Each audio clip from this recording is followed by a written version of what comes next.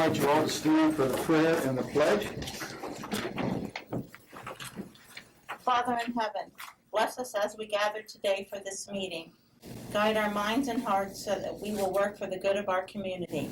Teach us to be generous in our outlook, courageous in the face of difficulty, and wise in our decisions. Thy will be done. Amen. Amen. I pledge allegiance to the flag of the United States of America and to the republic for which it stands, one nation, under God, indivisible, with liberty and justice for all. Sorry about this. The courtroom is in use, and we couldn't get in there.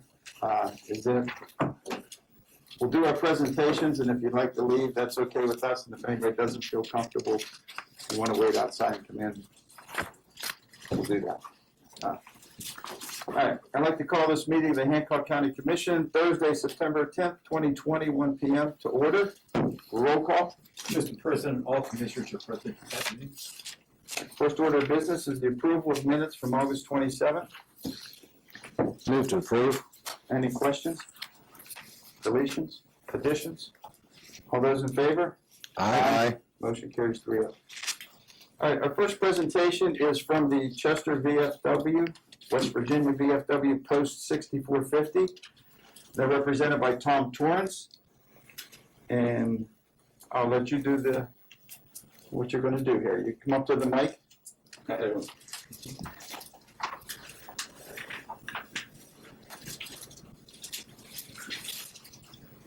I'd just like to present Chad, turned him in as officer here, Sheriff Watkins did, and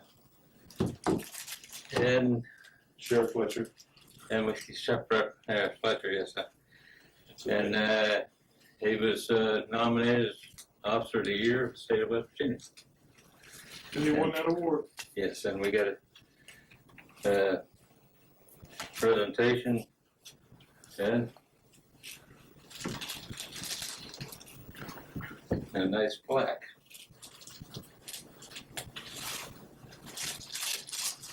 Nice. Thank you, Tom. Thank you. Tom, if you want to get beside him for the cameras. Be nice. Okay.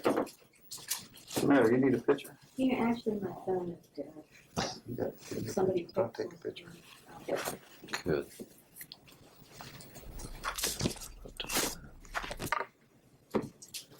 Thanks, Ken, Tom. I'd like to thank the VFW and thank the sheriff and the chief for the nominations. Greatly appreciated. If I may, Jack, can we get a picture before you guys? Sure. Let me pull this out of plastic. if I may speak to this, Yes, you may. Chad's one of the officers that I go to and have put on a great deal of extra work, and he has yet to complain real loud anyways, about accomplishing everything. And he gets everything done, I put a ton of extra work on this young man. And I'm just proud of him, and he's a fine officer in many ways. He's a lieutenant with our department, and he runs a pretty tight ship. I'm very pleased that the VFW was able to choose him from all of West Virginia, and all the nominations throughout West Virginia. And he deserves this very much. So I'm very pleased for him. Thank you, gentlemen. If I may kind of elaborate a little bit on that. Not besides his regular duties as a deputy sheriff, or what is the other thing that he does a lot of our IT work. In the last 8 years, we've grown immensely technology-wise. We've got a license plate reader to our cars. We've got a fingerprint system. We've got the new in-car be able to run our license plates. This is stuff beyond his normal duties. I mean, and he takes it on, handles the challenge, helps with our radio. We got a radio grant. He collaborated with me on, and we work together. So, I mean, he does. He takes on a lot of extra work. He's a great person in the community. He's a volunteer fireman within Manchester. I mean, he's a community-oriented individual and well respected. On behalf of the commission, Chad's also He's come in and consulted with us about radio towers and transmissions of radio usage, and he's never told us no when he's been invited. So I congratulate you, Chad. Thank you. On behalf, and I'm sure these guys. Congratulations, Chad. Congratulations. Thanks, Sheriff.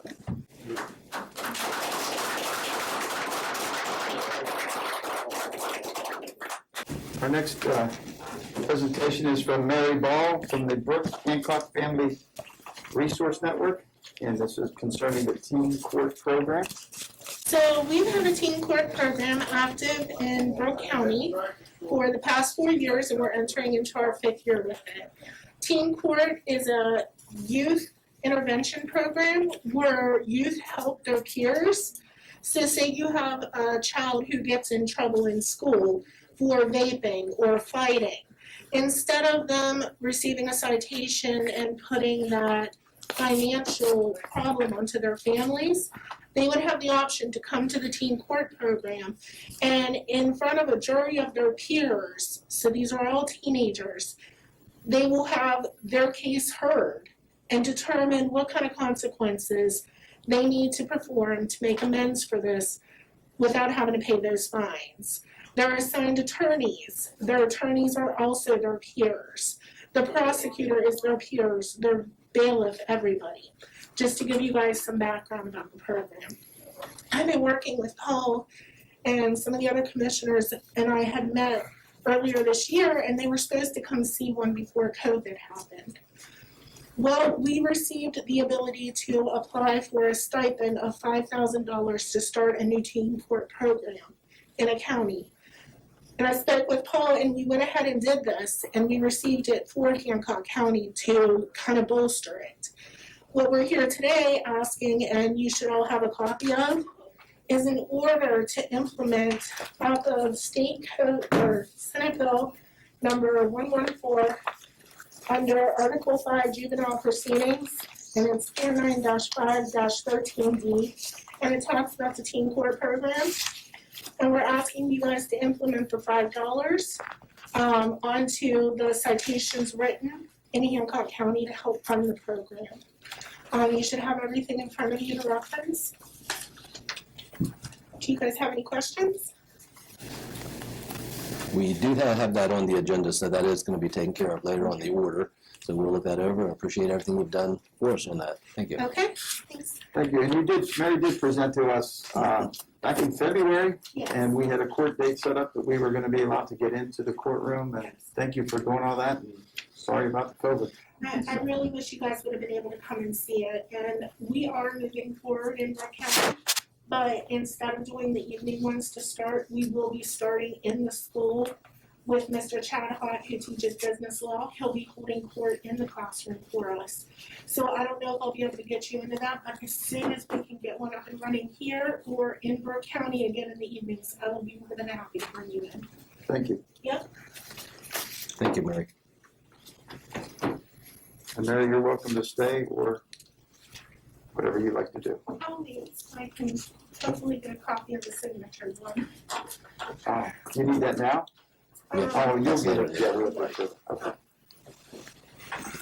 Our next presentation will be by our Hancock County Delegate, Randy Schwartzmiller. Before Randy takes the stand there, I'd like to introduce Senator Bill Ehlenfeld, Councilman from New Cumberland, Dawn Blankenship, Councilwoman from New Cumberland, Judy Bartley. And the reason I'm saying that is what Randy is going to present involves all of us and including us commissioners up here. Randy? Thank you, Commissioner, and to the other two commissioners too for the opportunity to be here today. First, I would like to present you all with a letter and a picture of Ridge Avenue, a placeholder if I could, that I've sent to the governor. Earlier this week, and it's in regard to the decision that's been made with the alternative route in New Cumberland. As we all know, we've worked on this together, Senator Ehlenfeld, you all, Delegate McGeehan, who couldn't be here today. But the decision that came back out of Charleston was disappointing not only to us, but to the citizens of New Cumberland and the folks that have to travel through Hancock, through New Cumberland, going north to south. So, with that said, as we all know, this is a project that's kind of been on and off for 30 years now. And when the governor promoted his Road to Prosperity bond amendment, that was one of the roads that he had on there, and it looked like, once again, we were gonna have an opportunity to bring this to the forefront and get it done right, and it looked like the correct funding was there. But through numerous meetings and then this final decision, it didn't materialize to be that, and they picked a route that really doesn't deal with the main objective, which was, the traffic on Ridge Avenue.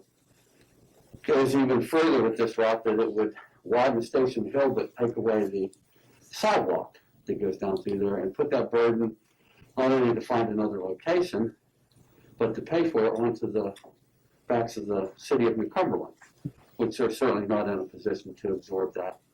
The other issue with Station Hill is the wall, which was built years ago, and it still has issues from time to time. So alternative 4 really isn't a good fix. So what I did was write this letter to the governor, and also came up with an idea that I'm hoping everybody can embrace, because I don't think we should give up on this. I think we should continue to fight for what's right for the citizens of New Cumberland, the people of Hancock County, and to get this road built correctly.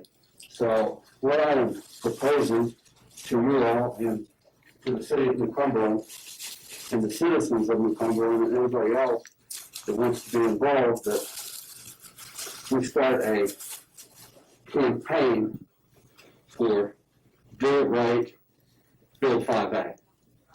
And that is the premise of my letter, asking the governor to reconsider and do this project right and build 5A.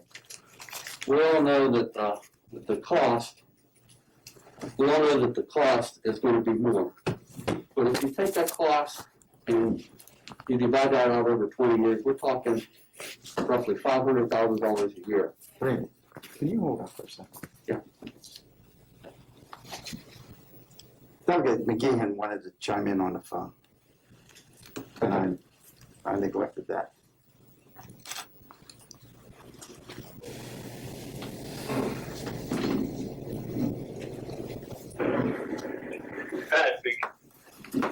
Hello, Pat. Smile. Yeah. Joe Barnaby. Hey, Joe. We had a little confusion. Our meeting got moved and we were running around a little bit. I invite you on. Randy has stated to us that he wrote a letter and he's now doing a presentation what he would like to see happen. So I welcome you. Yeah, you're gonna have to forgive me. I'm driving right now. So what I was getting at, and let me just back up on that a little bit. There's been a letter that's He's going to have a hard time hearing you through that.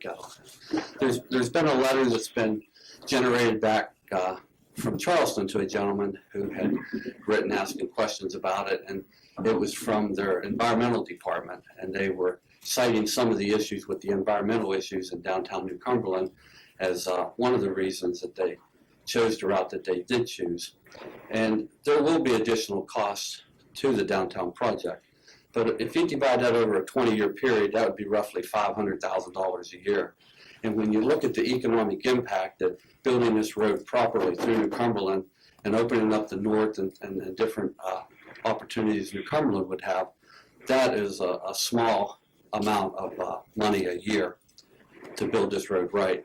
So, and I also would say all the meetings that we attended, along with Senator Ehlenfeld and Delegate McGeehan, 5A was always on the table. It was always on the table. We never heard about environmental impact and it was going to cost more, and we never heard about a combination of Road to Prosperity money and federal money being combined. Matter of fact, I was in a meeting where I was told they couldn't combine Road to Prosperity money and federal dollars, that they would have to apply for a reimbursement after a project. So I'm surprised at the way they've been doing this. Either I was told wrong or things aren't being done properly. But with that said, I just would like to promote the Do It Right, Build 5A campaign. Hope people can get involved in the community. We'll get some other signs made if people want to put them in your yards or along the road or what have you, not on state right away, of course, but where people can see them. Like to get that started, and maybe guys can also follow up with the letter to the governor as well as the city of New Cumberland. I've also forwarded this letter to the mayor's office and city council, as well as Delegate McGeehan and Senator Ehlenfeld, copy of it. So I'd be happy to take any questions, or maybe Delegate McGeehan has a few words he'd like to offer. Was there any consideration to invite the governor up or not at this point? Governor's been invited up here on numerous occasions for different roads, and we haven't had a lot of success with that. So I didn't put any effort forth this time. Delegate McGeehan, do you want to add any to the comments? Yeah, I couldn't really hear, and that's just my fault. I couldn't hear some of what Delegate Swartzmiller was saying, but Delegate Swartzmiller and I have spoken numerous times, as you all are quite aware, and so I pretty much understand some of the points he's making without actually hearing it today. I have spoken with Secretary White, Byrd White, the Secretary of Transportation, on 2 different occasions since this sort of announcement that they're going with alternate Route 4. And they're both, I think last week, I had repeatedly called down to Charleston to talk with the Commissioner of Highways, Jimmy Risden, who I know several of us have all had several meetings with in the last two and a half years about the project. He will not return my phone calls and instead had Secretary White, who's not an engineer, by the way, call me back. And he couldn't answer any questions. It seems to me, from some of the things that he told me over the phone, that this decision was made. He didn't say this explicitly, but it was implied that, of course, the determining factor was economics. And so I reiterated to him that there was an explicit promise when the Road to Prosperity bond program was marketed to the voters that Hancock County, in what they were presenting, would receive so much funds for the one and only bond project underneath that program Hancock County was going to receive.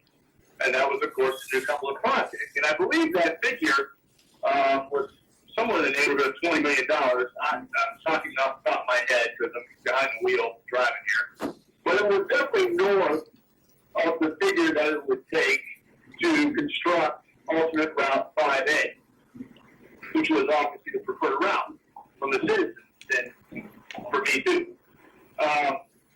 And so it seems like them going with 4, and this is what I expressed to the Secretary of Transportation, Byrd White, going with Route 4, alternate Route 4, it seems like they're, and I'm going to be generous here, at least breaking an implicit promise to the citizens of Hancock County, if not an explicit one. And that's not to mention the utilitarian benefits of going in the long term with Route 5A. So, I made that pretty clear over the phone, at least once, and I believe I spoke to him twice. He did email me back after a discussion, just basically some sort of, it was basically the analysis they documented to reach the decision they did.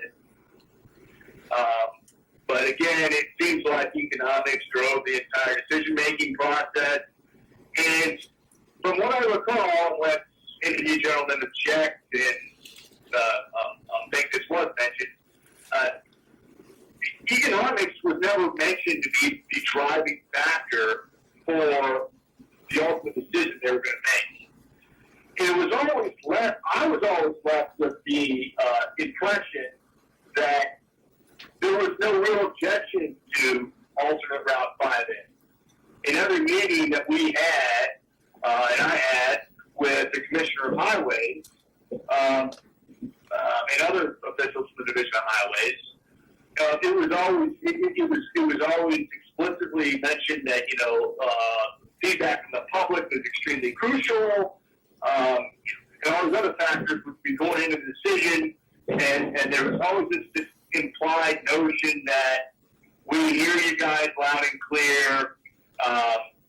5A seems to be the route that we might want to go head towards. That was never explicitly said, of course, but that's just a general notion that I kind of took away from every meeting that we had at the end of it. Some of those meetings were rather long. So when we get this form letter, essentially, whenever we got it, I don't know, was it a month ago or so? It just seems so counterintuitive based on all of the face-to-face meetings that we had over a 2-year process about how important this project is. It's just disappointing to me, and the lack of transparency and the lack of forthrightness in which the decision was communicated to us in our community, really, it's beyond disappointing. So that's, I guess, the sentiments I have right now. Thank you, Delegate. The only sentiment that I have is still, obviously, safety was never coming into play in this decision. And it's appreciative to have both S-turns taken out, 90s. But I think the larger concern is the safety of the residents on the ridge and the trucks and school buses driving back and forth. And I know somewhere there's a count. Mayor McNeil had that count in photos, and it's large. It's a large amount. I'll just segue in from that. The picture that I added into the letter that I gave you is one that I took a couple of days ago. And this is right across from the Catholic Church when we had the blowout last summer and the repair was made. And as you can see, to the north side of that, it's already starting to push out again. And this leads back to the Department of Highways would lead you to believe that they did all the studies to reach this decision, but one of the studies that they failed to do was any core drilling or geological studies on Ridge Avenue to see what the stability of that was. And you all was in a meeting with me back in January, along with Senator Ehlenfeld and Delegate McGeehan, and I specifically asked for a report on the ridge, which I've yet to receive, but yet they still went and made this decision without knowing the stability of Ridge Avenue. And this is just an example of probably other areas just like that are blown up. So I'll leave it at that. My colleague, Senator Ehlenfeld's here today, and may have a few words he may want to add to all this. Thank you for allowing me to speak. I won't repeat what Delegate McGeehan and Schwartzmiller had to say other than that I agree with everything they've said. I've been in a lot of meetings myself. There's never been a mention of an environmental issue until now. I had a phone call yesterday with someone within the environmental section of the Division of Highways, a longtime employee, and he also was surprised by the way this was handled. He said that in past administrations, a phone call would have been made, a meeting would have been held, we would have been shown the courtesy that Delegate McGeehan just spoke of before such a decision was made. And so I'm also disappointed that they didn't, after all the effort that we made, after all of the trips that you all made as commissioners to Charleston, to not have the courtesy to tell us face to face what they were going to do and give us the opportunity to give some feedback is really disappointing. The longtime employee that I spoke with said this is not how it's been done in past administrations. What we're seeing with this administration is when there's a big announcement that they know everyone's going to like, they hold a press conference down by the river in the city of Wheeling, for example, to talk about the I-70 project. When there's an announcement that's not going to please everybody, and they knew that, they decided just to send me a letter. It took a month to arrive. They claimed to have copied others on it, and the people that were copied on it didn't necessarily get a copy of that letter. So it was really handled poorly, but it's not over. I'm not giving up. I know you all aren't giving up. Certainly Delegate Schwartzmiller's not giving up. I love his idea. I think we all need to get behind this. The bid letting's not going to take place until 2021. I confirmed that yesterday. And so let's not let this rest. Let's not accept this decision that doesn't take into consideration all the factors that we discussed. And let's continue to fight for this. There's a lot that we can still do, I believe, and I think we need to keep doing that. And I would suggest that we show the courtesy to them of offering to have another meeting so that they can explain to us exactly what they decided, so that they can answer our questions. Maybe they'll come up here, but if not, I say we get in the car, we go down there, and we see them face to face again whenever they're able to see us, so that they can answer all of our questions face to face. That's my suggestion, and I'm willing to follow your lead as well if you have anything else that you need from us as far as making this project a reality. Thank you. Thank you. Senator Bill. Senator, you spot on with your comments. Spot on. I think that we should not give up hope. I do believe this can be overturned, and the governor's office and Department of Highways should seriously reconsider. The county commission hasn't received notification at all about Project 4. So we were in the dark until we got word. But Delegate Schwartzmiller, applaud your efforts. I'd like to have a few of those signs, and if we can support your efforts, we'd like to do so. I'm sure the other commissioners feel the same way. But thank you. Working on getting something. Thank you so much. I'm sure the council members that are here with us today too will certainly get them out in New Cumberland. We wanted to add one other thing with Randy there. It's Can you come up to the mic, Don?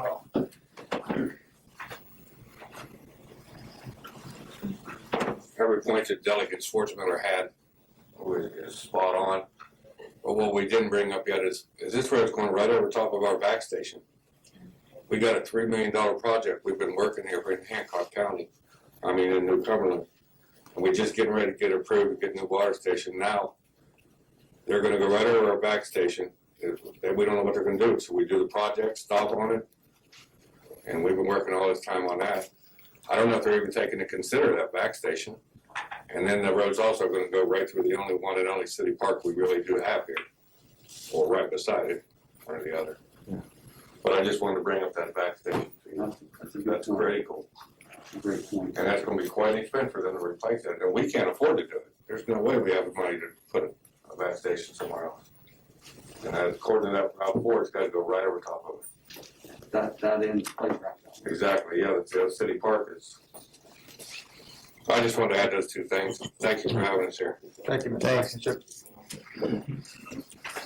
Blankenship. I'm sorry, Delegate Schwartzmiller, are you able to add that to your letter, or have you already sent your letter yet? Yes, the letter's been sent. Okay. But that's certainly. It doesn't stop the city of New Cumberland from something. Senator Eaglesdale alluded to, we can have that as a talking point.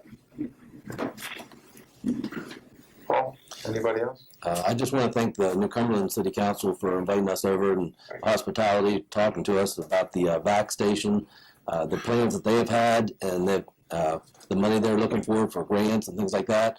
And the state's just not even looking at that at all to take that into consideration for the money there instead of throwing good money after bad. The city of New Cumberland going to send a letter to Highways, Yes, we can. letting them know as well about the VAC station. Yeah, that's a big deal because it's holding up our $3 million project. Well, which we got grants already approved. Now we don't know whether to go or not. It will do that, Jeff. Great. Well, the thing I mentioned at their meeting the other night is a little plea that we do stay unified on the same project, stay together, there's no deviation, from here out, and we'll just do the best that we can. It does play into the economic development. We're trying to get water down to Below Mountaineer Park with the hopes that that would have been a straight through shot, so that's gonna curtail that. I believe it's gonna curtail. Sure it is. Sheriff Fletcher has a comment. Sheriff Fletcher? My major concern is the safety of, especially with the heavy traffic we've got. Everybody in here is very familiar with it. Have you gotten the industries up north involved in this project? They have a great deal of stake at this. They're the ones sending all those trucks through here and are having a difficult time with what we've got. How much is that going to change in the future for them? I think if you've got, if it's possible, if you haven't already done it, get all those industries on board, including Mountaineer, that may not have heavy traffic as far as large trucks, but get them on board in order to push the issue of safety for their equipment, for their employees, as well as everybody that has to drive next to them. We all know going through New Cumberland, it's frightening sometimes, and not every truck driver has all the experience that other truck drivers do, and I'm sure we have new ones coming through that are going, what just happened? What's going on with my vehicle? It's just, talk to them. They've got cloud also. Please. No, that's a good point, Sheriff, and I appreciate you bringing that up. And kind of my vision is to try to get everybody involved with this Do It Right campaign, and then bringing in the industry leaders is certainly a good partner to have, and I'm sure they'd be very interested in it. So thank you. All those industries up there, they all have safety departments, and they all look at their driving records. They all have insurance that they're paying. They've got a large stake in this. Aragon would be a good place. Huge. Michelle, thank you. Thank you.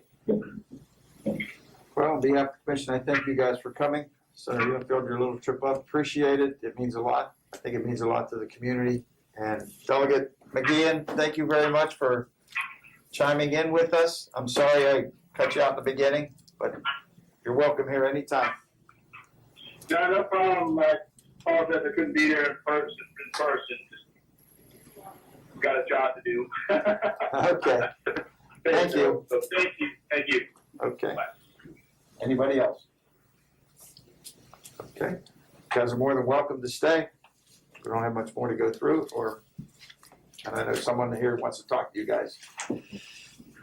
Okay, correspondence. Gentlemen, I put this on the agenda, the President's Tax Deferred Plan. Key word in that statement is deferred. All that was going to do was to allow employers to not take out tax, but they were going to have to pay it back between January 1st and April 31st.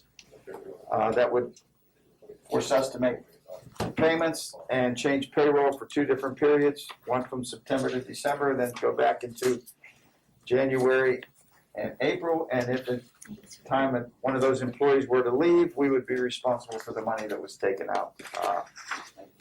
And since it's on here today, I believe that our best thing was to opt out of that. And I think several people in the courthouse didn't want to take any part of it anyway. But I did want to say that we did talk about that. Do we need to make that just a matter of record, or do we need to make a motion on that? Should we make a motion to opt out? Mr. President, I move that that we opt out of the President's Tax Deferred Plan. No interest in that. Questions? All those in favor? Aye. Aye. Motion carries 3-0. Hancock County Clerk's Office. Do you want to explain this, Mr. Foley, or do you want me to? Go ahead. They've changed the computer system in the clerk's office. It's being installed as we speak, and the conversion date is set for September 18th. We will have to shut that office down, not the courthouse, just the clerk's office will be down on September 18th for those to allow technicians to switch over to the new system. And new systems, you're going to replace the 21st. 21st. Okay. New business, consideration to approve the assessor's extra duties paid for collection of State Farm census reports. Is there a motion to approve that? Move to approve. Any questions? All those in favor? Aye. Motion carries 3-0. Number 2 is the consideration of approval of an order for the teen court program that Mrs. Ball presented to us earlier. Is there a motion to approve the order? Move to approve. Questions? I would like to mention people that this is being funded by citations. It's not done by the taxpayer. And that we also, like she had mentioned earlier, we did receive a grant of $5,000 that will help to get that program up, and that will be taken care of through that grant that came through there. Okay. All those in favor? Aye. Motion carries 3-0. Clerk's office, Mr. Foley? We need to hire some more people, just part, in order for the election on For the general election on November 3rd? Okay. Do you, not to work in the early voting? Right. Or both? No, but both would be, yeah, early voting and the election. The ones for the election office was at the last. Did that last meeting, yeah. Do you need more? No, this is Okay. just for poll workers. Okay. So is there a motion to hire the poll workers for November 3rd, 2020 general election? Move to approve. Questions? All those in favor? Aye. Motion carries 3-0. Technology, Mr. Vitus? Yes, sir. We have a grant, a resolution for you to sign for WBCFIA grant to replace windows and doors in the courthouse and the annex. Okay. CFIA grant is the courthouse facilities improvement. And we've submitted we submitted for a grant for $98,400, which we hope that they will pick up. They will take care of 80%. We will be responsible for 20%. We've been very, very, very lucky with these grants. A 6th year here. I believe we received 5. We actually received 6. We had to turn one down because the cost was an overrun. Yes, sir. Is there a motion to approve the resolution? Move to approve. Any questions? All those in favor? Aye. Motion carries 3-0. Probates and estates, 17 probates and 10 estates. They have been reviewed and are recommended for approval with one exception. The Flora estate, or Flora, F-L-A-R-A, that will need to close out in October. But as far as the rest of them, they are set to close.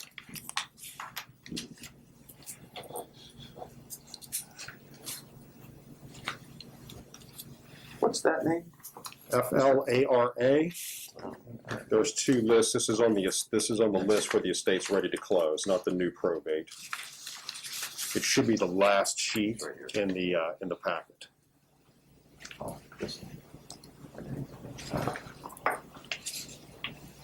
Okay, is there a motion to approve the probates with the exception of the estate of John Flera and Twyla J. Flera? Move to approve. Questions? All those in favor? Aye. Motion carries 3-0.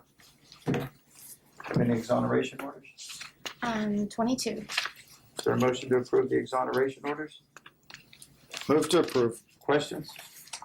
All those in favor? Aye. Commissioner Travel. No, sir. Approval of general county bills. Karen? General county is $221,262.65. The P card? P card is $41,552.34. Is there a motion to pay the bills? Move to pay. Questions? All those in favor? Aye. Motion carries 3-0. Animal shelter levy fund. They're okay to pay. Motion to pay. Move to pay the bills. Questions? All those in favor? Aye. Motion carries 3-0. Library levy fund bills. They're okay to pay. 2 libraries submitted. Is there a motion? Move to pay the bills. All those in favor? Aye. Motion carries 3-0. And the sheltered workshop levy fund bills. They're okay to pay as well. Is there a motion to approve? Move to approve. All those in favor? Aye. Motion carries 3-0. Go to the order. Commissioner Davis. Aaron? Nothing today, thank you. Mr. Lucas? Nothing today. Mr. Vice? Nothing today. Sheriff Fletcher? Nothing today, sir. Clerk Foley? Nothing today. Commissioner Davis? We should have started. I'd like to say thank you, Senator Elenfeld, Delegate Schwartzmiller, and Delegate McGinn, he's off the phone now, but thank you for your efforts. I know you guys have put a lot of time into this going back several years now, and continue the fight. I do appreciate all you do. We know that. On a sadder note, I'd just like to mention that this is Bob Vitus's last county commission meeting that he'll be attending. Bob is retiring, and he'll certainly be missed. And Bob does a lot of things in the background that we don't see, and so we will probably stumble a few times until we find a replacement, or at least train someone to kind of fill in Bob's shoes. But Bob, we do appreciate all you've done. Bob came here and said when he first started that if he could write enough grants to cover his salary, he would feel that he's done a great job, and he has certainly done that. Many grants he's been involved in. And Bob, personally, thank you for all that you've done. The commission has benefited from you being here and helping us out. You're the last one that hired me, so thank you for giving me the chance to serve. Okay. Mr. Kelly? I've got several to thank. First of all, Bob, thank you for all your time that you do and everything you do for us behind the scenes that people will never know about, and I'm sure we may be someone was to find out soon. Also wanted to thank both Senator Ellenfeld and Delegate Schwartzmiller, and also Delegate McGeehan for joining us today, and also for having our back and for working hard to help us to get this through.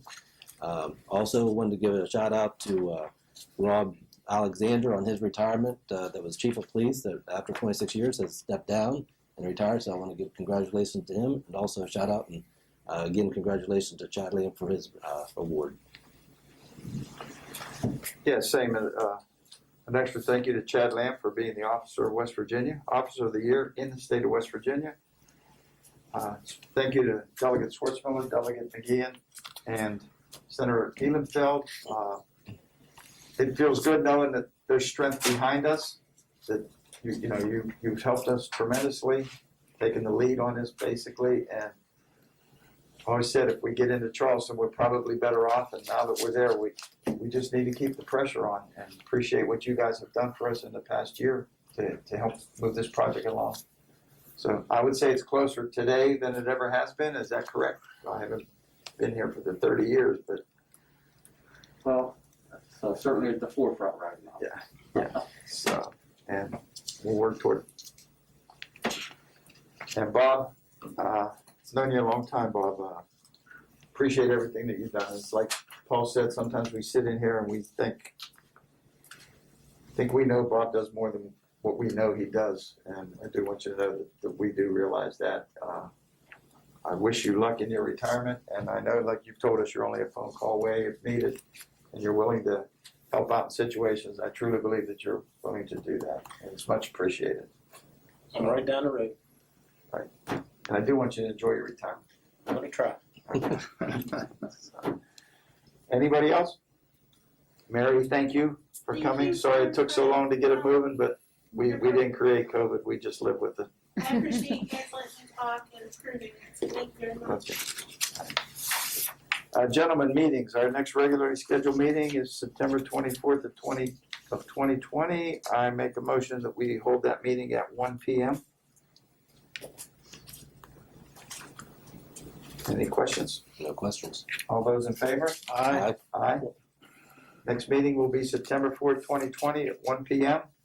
And with court back in session, we could be here again.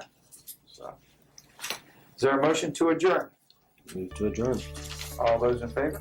Aye. Aye. Motion carries.